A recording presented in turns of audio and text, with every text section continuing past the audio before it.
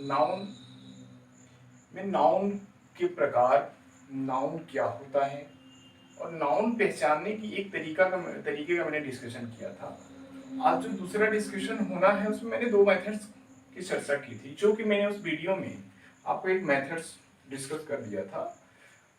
आज मैं मेथड 2 का डिस्कशन लूंगा, जो बहुत ही इंपॉर्टेंट होगा। और मैं एक बात दावे के साथ कह सकता हूं कि अगर आप इस मेथड को सही ढंग से अगर पढ़ लेते हैं तो आप 100% नाउन को पहचान लेंगे।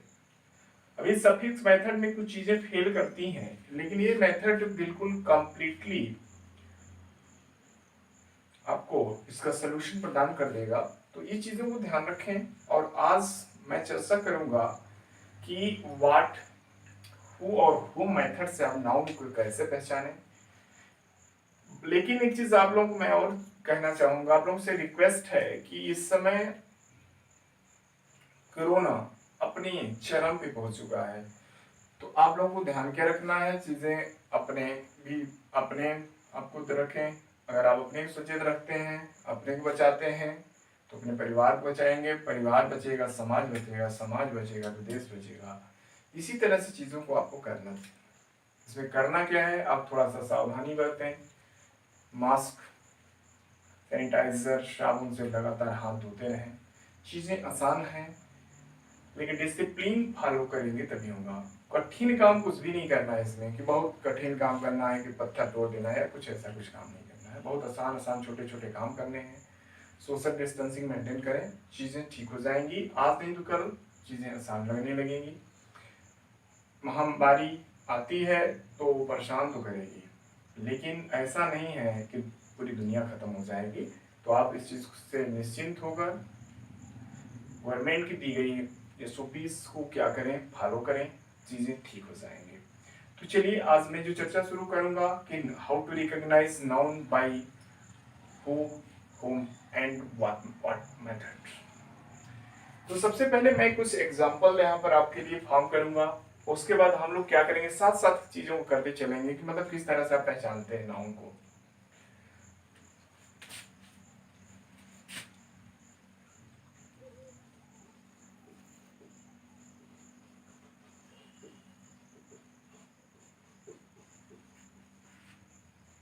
How to recognize noun heading भी पड़ी थी और आज भी हेडिंग है, लेकिन ये हेडिंग पड़ी है मेथड 2 की।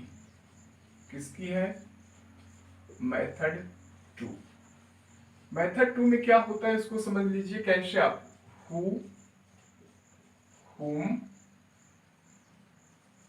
और what, तीन क्वेश्चन वर्ड्स से क्या करेंगे हम लोग, क्या करेंगे, नाउन को पहचानेंगे। ये क्या है आपके क्वेश्चन वर्ड्स हैं कि आप नाउन को पहचानने के लिए तीन क्वेश्चन वर्ड्स का प्रयोग करेंगे। चीजें क्लियर होती चलेंगी। आइए कुछ एग्जांपल को समझना शुरू करते हैं। बिल्कुल आसान है, टेंशन लेने की कोई जरूरत नहीं है। Ram gives Mohan a bag. Never tell a lie.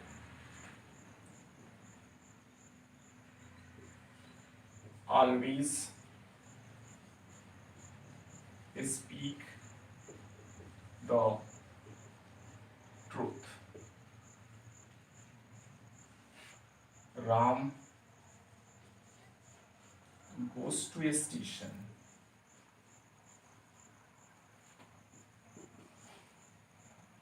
My home is far away from your home.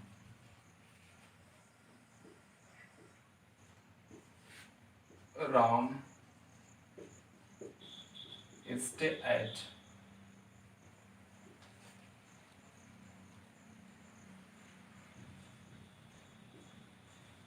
home.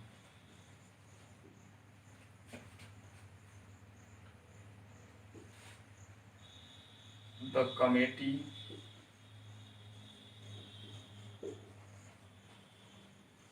gives its decision.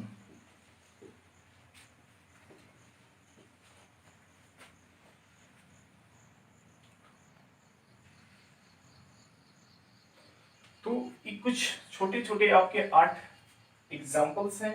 इतने में हम क्या करेंगे, आपको कवर अप करा देंगे कि क्या नाउन कैसे पहचानते हैं। और यहां से कहानी को मैं शुरू करता हूं कि आप इसको कैसे पहचानते हैं, चीजें क्लियर हो जाएंगी। मैंने कहा कि सफिक्स मेथड पे चीजें कुछ जगह पर 99% चीजों से ठीक होती हैं, लेकिन 1% जगह पे क्या करते हैं कि ये सफिक्स मेथड फेल करता है। तो इसी स्थिति में आपको क्या करना है कि अगर आपको WH का जो 3 वर्ड है हु, हुम और व्हाट, अगर आप इस मेथड का इस्तेमाल करेंगे तो बहुत आसानी के साथ आप क्या करते हैं, नाउन को पहचान लेते हैं।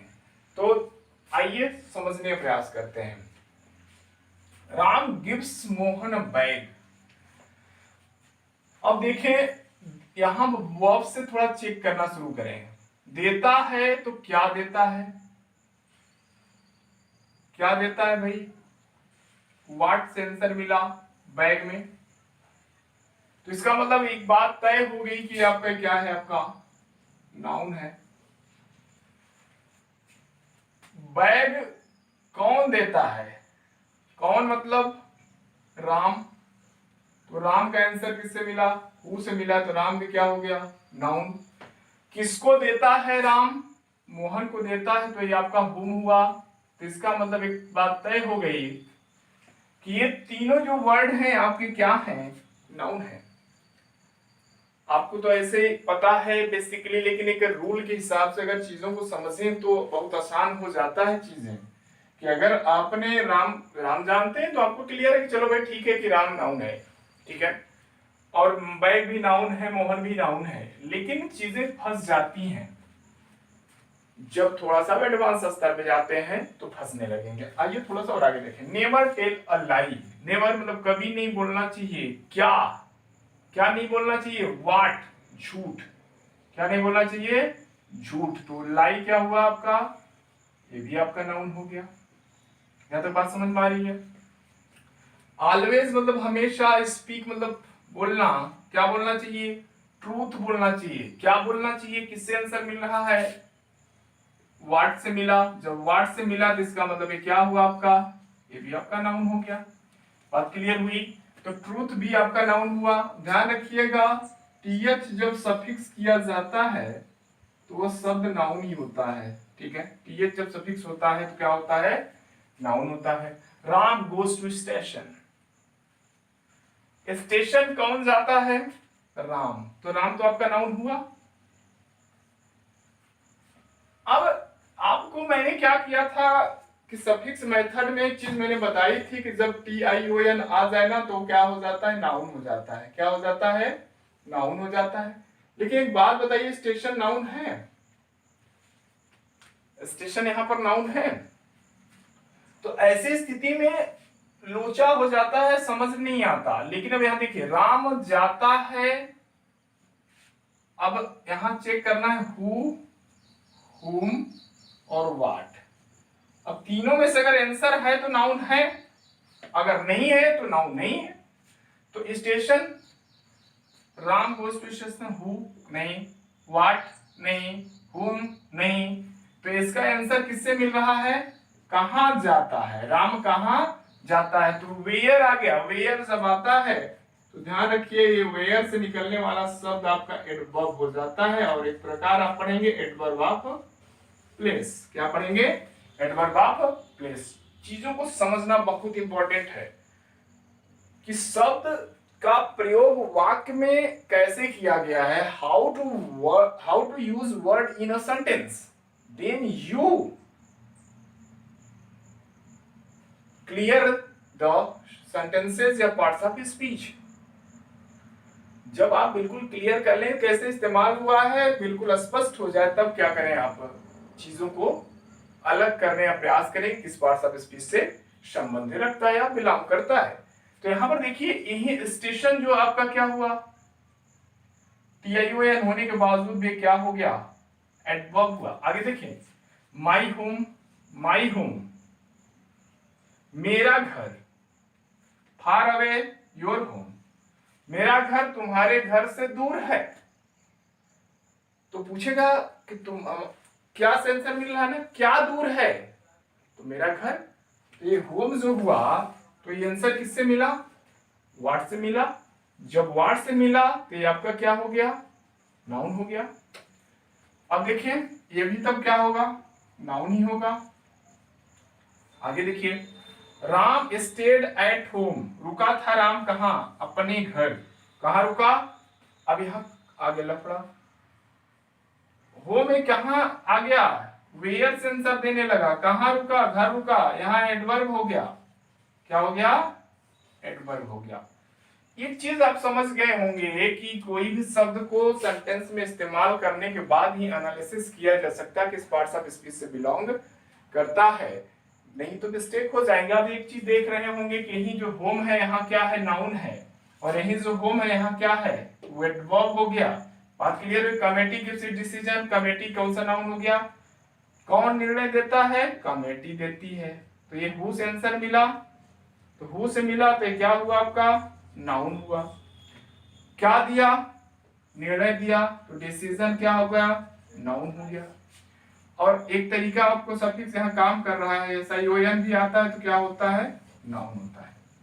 इतनी बातें क्लियर हो गई होंगी आपकी कि नाउन को आप how to recognize noun by WH 3 words.